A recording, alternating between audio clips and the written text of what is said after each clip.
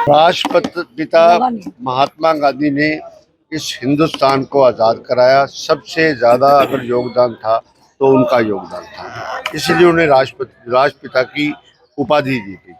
मनरेगा का एक गरीब आदमी के लिए, एक मजदूर आदमी के लिए, एक ग्रामीण अंचल के लिए ये प्रोग्राम डॉक्टर मनमोहन सिंह ने शुरू किया था, जो महात्मा गांधी जी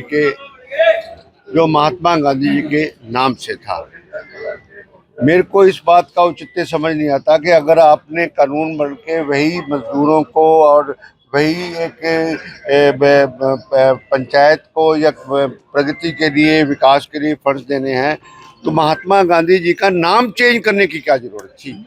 इस बात का ये जवाब नहीं दे रहे हैं। राम उसमें आ गया, राम आ गया। राम की बात नहीं है, ये बात ये है इनको कि महात्मा गांधी हमारे आदर्श थे। जब तक इनको वोटों की जरूरत हुई उसी दिन तक तो महात्मा गांधी का नाम लेते रहे। अब कोई जरूरत नहीं है, इसलिए महात्मा गांधी का जानबूझकर महात्मा गांधी का नाम बदला गया और इसके पीछे नियत स्वार्थ है। जहां पहले 60% 80% पैसे प्रांतीय सरकार को मिलते थे और कई कामों के अंदर जो काम पहले अलॉट जब कुछ होते थे उनमें 90% भी मिलते थे, वो सारे पैसे और स्टेट गवर्नमेंट को कोई दिक्कत नहीं आती थी। अब 60% स्टेट गवर्नमेंट देगी और 40% स्टेटों की जो फाइनेंशियल सेटअप है उसको ये हमारी आदरणीय वित्त मंत्री अच्छी तरह समझती है उस बात के लिए।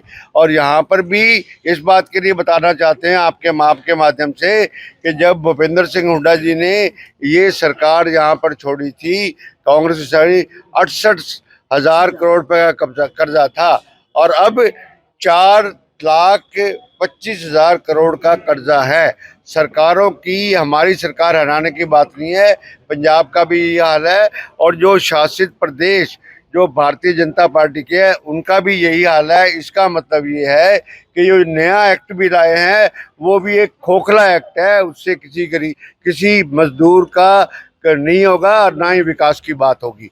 और सबसे बड़ा जो उसके अगर प्रावधान पड़े उसमें, तो उसमें आपको 3 महीने 6 महीने पहले एडवांस में अपना प्रोजेक्ट बताना पड़ेगा। वो फाइल घूमती रह जाएगी, कहाँ जाएगी? पहले ये होता था कि पंचायत के पास फंड्स एलोकेट होते थे और उसके बाद सरपंच की मर्जी होती थी कि जिस काम को 2 दिन में शुरू करा दे, 4 दिन में शुरू करा दे, 5 दिन में करा दे।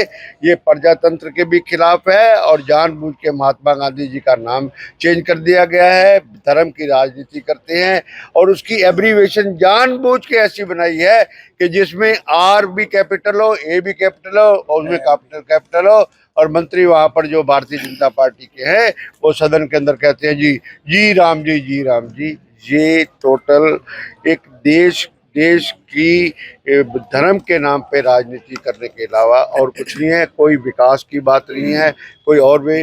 अभी आपने पिछले दिनों बजट भी देखा, बजट निराशाजनक बजट था। ऐसा बजट आज तक नहीं देखा जिस बात के लिए प्रोग्रेस की कोई बात नहीं, कोई और नहीं। हम 2047 देख रहे हैं, 26-27 तो संभाला नहीं जाता और 2047।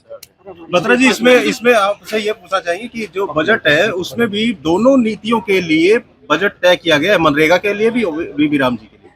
तो नहीं, ये क्या दोगली नीति है? नहीं, ऐसे कि जब उन्होंने मनरेगा को डिलीट कर दिया तो अब उनसे पूछो कि वहां उसमें फंड्स किस बात के दे रहे?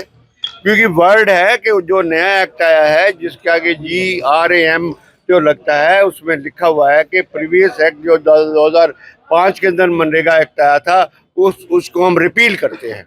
तब आप ये बात कह रहे हैं तो ये देखने वाली बात, चिंता वाली बात है कि पुराने एक्ट के अंदर पैसे कैसे हिसाब से दे रहे हैं।